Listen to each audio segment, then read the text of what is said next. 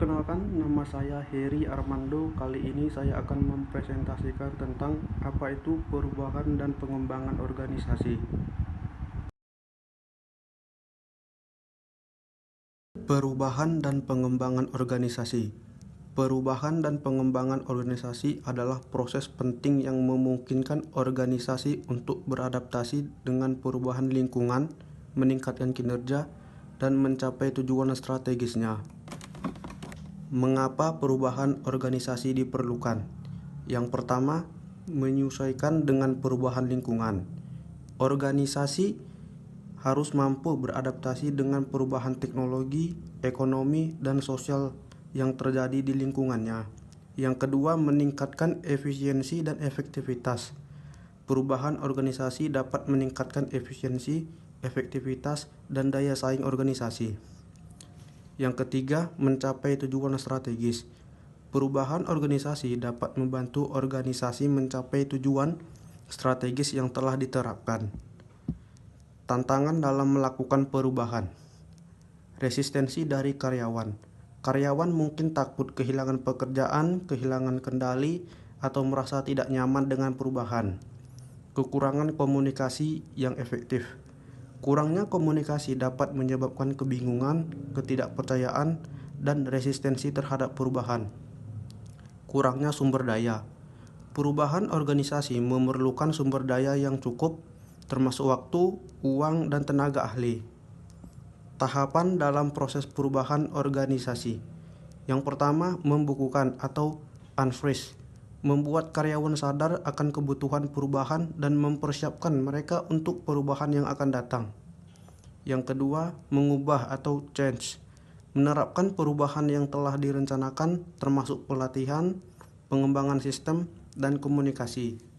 Yang ketiga, membekukan kembali atau refresh.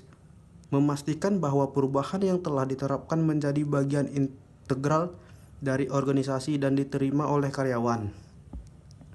Alat dan teknik dalam pengembangan organisasi. Pelatihan dan pengembangan.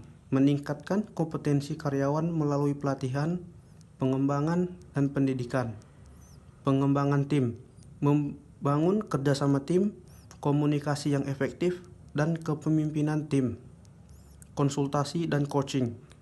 Memberikan bimbingan, nasihat, dan dukungan kepada karyawan dan pemimpin.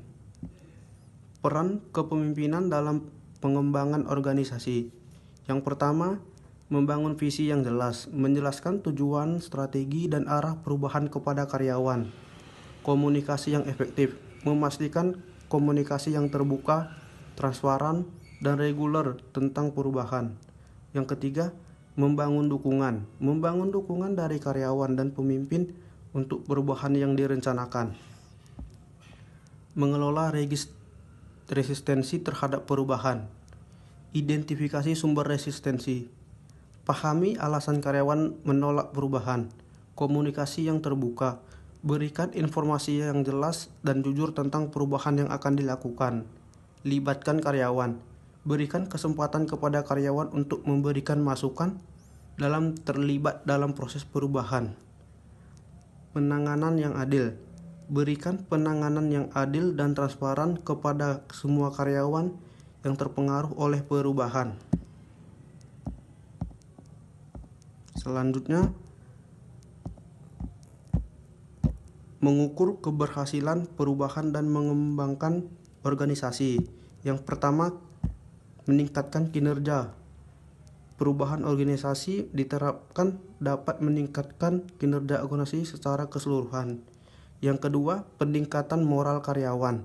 Perubahan organisasi yang positif seharusnya dapat meningkatkan moral dan kepuasan karyawan. Yang ketiga, pencapaian tujuan strategis.